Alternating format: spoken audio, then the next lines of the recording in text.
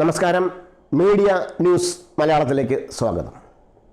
മുഖ്യമന്ത്രി നടത്തിയ പത്രസമ്മേളനത്തിൽ ഗുരുതരമായ ആരോപണങ്ങളിൽ നിന്നും അദ്ദേഹം ബോധപൂർവം ഒഴിഞ്ഞു മാറുകയായിരുന്നു. 1.25 മണിക്കൂർ നീണ്ട പത്രസമ്മേളനത്തിൻ്റെ അവസാനം മുഖ്യമന്ത്രിയോട് നിരവധി ചോദ്യങ്ങളുമായി എണീറ്റ മാധ്യമ പ്രവർത്തകരോട് നിങ്ങൾ സമാധാനമായിരിക്കൂ, ഞാൻ പോകുന്നില്ലാലോ എന്നാണ് അദ്ദേഹം പറഞ്ഞത്. പക്ഷേ ഉടൻ തന്നെ പുറകിൽ നിന്നും ഒരു കടലാസ് തുണ്ട് പിണറായിയുടെ പക്കലെത്തി. കൂടുതൽ വിശദീകരിക്കേണ്ട എന്നാണ് അതിലെ വാചകമെന്ന് ആർക്കും ഊഹിക്കാവുന്നതേ ഉള്ളൂ. MM ലോറൻസിൻ്റെ മരണവാർത്തയും അതിലുണ്ട്. തുണ്ട് കിട്ടി കുറെ കഴിഞ്ഞപ്പോൾ ഇത് ഇവിടെ തീർന്ന് എന്ന് പറഞ്ഞ് മുഖ്യമന്ത്രി മൈക്ക് ഓഫ് ചെയ്യുകയായിരുന്നു. ഇനി കാര്യത്തിലേക്ക്. ADGPക്കെതിരെ ഗുരുതര ആരോപണങ്ങൾ ഉന്നയിച്ച PV അൻവറിനെ പൂർണ്ണമായും തള്ളിയും ADGP MR അജിത് കുമാറിനെ സംരക്ഷിച്ചും മുഖ്യമന്ത്രി പിണറായി വിജയൻ പരാമർശങ്ങൾ നടത്തിയത് ഏറെ ശ്രദ്ധേയമാണ്.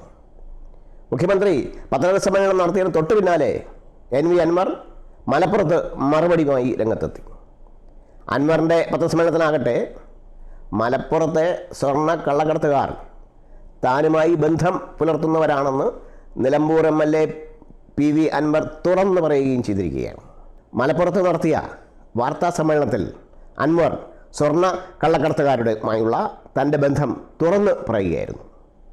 അത് ശരിവയ്ക്കുന്നതാണ് മുഖ്യമന്ത്രിയുടെ തിരുവനന്തപുരത്തെ വെളിപ്പെടുത്തലും. ഇതൊക്കെ കേട്ടാൽ എന്താ നമ്മൾ നനയ്ക്കുക? വീരപ്പന് ശേഷം 2 വീരപ്പന്മാർ വീരഗാഥകൾ തുറന്നു പറയുന്നതിലെ രസം ആസ്വദിക്കുകയായിരുന്നു ആദ്യം മാധ്യമപ്രവർത്തകർ. പിന്നെ മട്ടുമാറി. ഒരു കാര്യം ഓർക്കണം, സ്വർണ്ണക്കള്ളക്കടത്തുകാരെ ന്യായീകരിക്കുന്ന നിലപാടാണ് വാർത്താ സമ്മേളനത്തിൽ ഉടനീളം അൻവർ സ്വീകരിച്ചത്.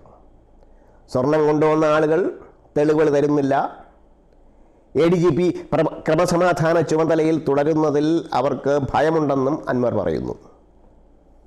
ഇവരുമായി താൻ ബന്ധം പുലർത്തുന്നുണ്ടെന്ന് വെളിപ്പെടുത്തുന്നതായിരുന്നു അൻവറിൻ്റെ വാക്കുകളിലുടനീളം. സ്വർണ്ണക്കള്ളക്കടത്തിലെ പ്രതികളെ മഹത്വവൽക്കരിക്കുന്നുവെന്ന മുഖ്യമന്ത്രിയുടെ പ്രസ്താവനയെ ശരിവയ്ക്കുന്ന വിധത്തിലായിരുന്നു അൻവറിൻ്റെ വാക്കുകൾ.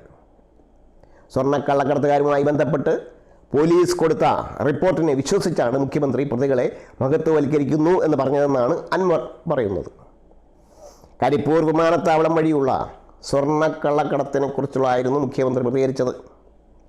എയർപോർട്ടിൻ്റെ മുന്നിൽ വെച്ചാണ് സ്വർണം പിടികൂടുന്നത്. ഉടനെ കസ്റ്റംസിനെ വിവരം അറിയിക്കണം എന്നാണ് നിയമം. എന്നാൽ പോലീസ് ആ സ്വർണം പുറത്തേക്ക് കടത്തുകയാണ് ചെയ്തതെന്നാണ് അൻവർ ദുഃഖത്തോടു കൂടി പറയുന്നത്. മുഖ്യമന്ത്രി കൊണ്ടോട്ടിയിലെ സ്വർണ്ണപ്പണിക്കാരോട് ചെന്ന് ചോദിച്ചാൽ അന്വേഷിച്ചാൽ കാര്യം വ്യക്തമാകുമെന്നും അൻവർ പറയുന്നു. അതിലും കാര്യം ശരിയില്ലാതില്ല. 102 CRPC പ്രകാരമാണ് പോലീസ് ഈ സ്വർണ്ണക്കള്ളക്കടത്ത് കേസുകൾ മുഴുവൻ എടുത്തിട്ടുള്ളത്. സ്വർണ്ണക്കള്ളക്കടത്തുകാർ നികുതിയാണ് വെട്ടിക്കുന്നത്, അല്ലാതെ കളവ് മുതലല്ല ഇത്. കസ്റ്റംസിൻ്റെ പണി എന്തിനാണ് പോലീസ് എടുക്കുന്നത്? ഇവിടെയാണ് പോലീസിൻ്റെ കള്ളത്തരമെന്ന് ഉള്ള അൻവറിൻ്റെ വാദം ഉയർന്നു വരുന്നത്. ഈ പറഞ്ഞ 170ഓളം സ്വർണ്ണക്കള്ളക്കടത്ത് കേസുകൾ എല്ലാമൊന്നും നിലനിൽക്കില്ലെന്നും അൻവർ തന്നെ പറയുന്നു. P ശശിയെ മുഖ്യമന്ത്രി തെറ്റിദ്ധരിപ്പിച്ചാണ് അങ്ങനെ പറയിപ്പിച്ചതെന്നാണ് അൻവറിൻ്റെ വാദം. സ്വർണ്ണക്കള്ളക്കടത്ത് സംഘങ്ങളിൽ നിന്ന് ശശി പങ്കുപറ്റുന്നുണ്ടോ എന്ന് സംശയിക്കുന്നുവെന്നും അതുകൊണ്ടാണോ മുഖ്യമന്ത്രിയെ ഇങ്ങനെ തെറ്റിദ്ധരിപ്പിച്ചിരിക്കുന്നതെന്നും അൻവർ പറയുന്നു. അൻവറിൻ്റെ ആരോപണം ശരിവയ്ക്കുന്ന തരത്തിലാണ് മുഖ്യമന്ത്രിയുടെ മറുപടിയും. പ്രതികൾക്കെതിരെ നടപടിയെടുക്കുവാനല്ല ശശി അവിടെ ഇരിക്കുന്നതെന്നും ശരിയാണെങ്കിൽ പോലീസിന് നടപടി സ്വീകരിക്കുവാൻ നിർദ്ദേശം നൽകുകയാണ് ശശിയുടെ ജോലിയെന്നുമാണ് മുഖ്യമന്ത്രി പറയുന്നത്. ചുരുക്കത്തിൽ P ശശിയെ പിണറായി പൂർണ്ണമായും സംരക്ഷിച്ചു. പോലീസിന് എന്തും പിടിക്കുവാനുള്ള അധികാരമുണ്ട്. എന്നാൽ പ്രതിയെ ബന്ധപ്പെട്ട ഡിപ്പാർട്ട്മെൻറ്റിന് കൈമാറണം. അതാണ് നിയമം അനുശാസിക്കുന്നത്.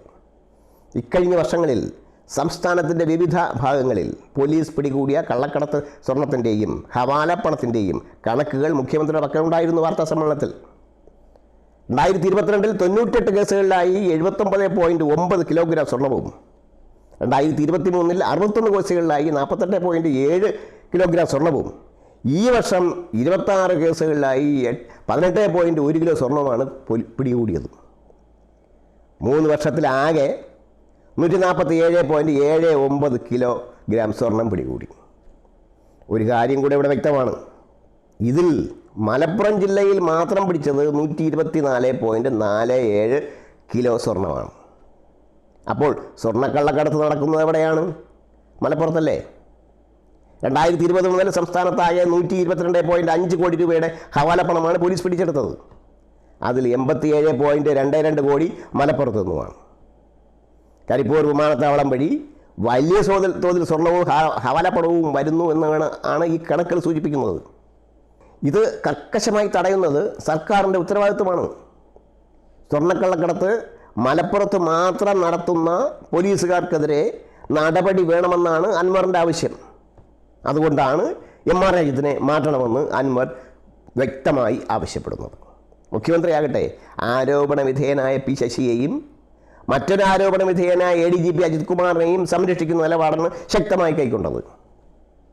P ശശി വഴി കമ്മീഷനായി കിട്ടുന്ന സ്വർണം എങ്ങോട്ട് പോകുന്നുവെന്നാണ് അൻവർ ചോദിക്കുന്നത്.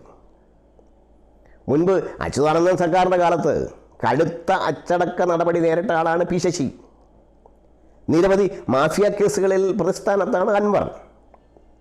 രണ്ട് കൊള്ളക്കാരുടെ ശബ്ദം പോലെയാണ് രണ്ടുപേരുടെയും പത്രസമ്മേളനം ശ്രദ്ധിച്ചാൽ ഒരു സാധാരണ പൗരന് തോന്നുക. അൻവർ പ്രശ്നത്തിന് മറുപടി പറയാൻ CPM ഒരാഴ്ച വേണ്ടി വന്നു. ഒരു തിരക്കഥ എഴുതി മുഖ്യമന്ത്രിക്ക് നൽകി അത് പൊതുജന സമക്ഷം വായിപ്പിച്ചെടുക്കുവാൻ. ഇവിടെ കബളിപ്പിക്കപ്പെടുന്നത് സാധാരണക്കാരനാണ്. മുഖ്യമന്ത്രിയോട് ചില സംശയങ്ങൾ. തൃശ്ശൂർ പൂരം കലക്കിയെന്ന ഇൻ്റലിജൻസ് റിപ്പോർട്ടിനെ കുറിച്ചുള്ള അന്വേഷണം എന്തായി? RSS നേതാവിനെ ADGP MR അജിത് കുമാർ രഹസ്യമായി കണ്ടതായുള്ള പോലീസ് റിപ്പോർട്ട് ഉണ്ടായിരുന്നല്ലോ. അതേക്കുറിച്ച് മുഖ്യമന്ത്രി ഒന്നും മിണ്ടാത്തത് എന്താണ്?